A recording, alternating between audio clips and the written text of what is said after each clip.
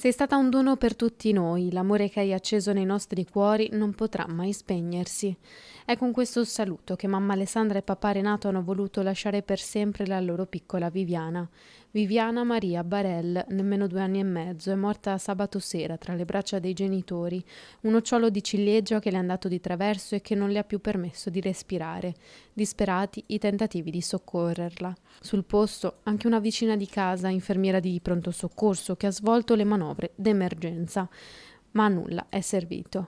In attesa dell'arrivo dell'ambulanza, i soccorritori del SUEM 118 hanno fatto di tutto per cercare di rianimarla, ma per lei non c'è stato nulla da fare. Grande e unanime il cordoglio per la tragica scomparsa della bimba. I funerali si terranno alle 15:30 nella chiesa parrocchiale di Revine. Viviana lascia la mamma, il papà, le sorelle, i nonni, gli zii e tutti coloro che le hanno voluto bene nella sua breve vita.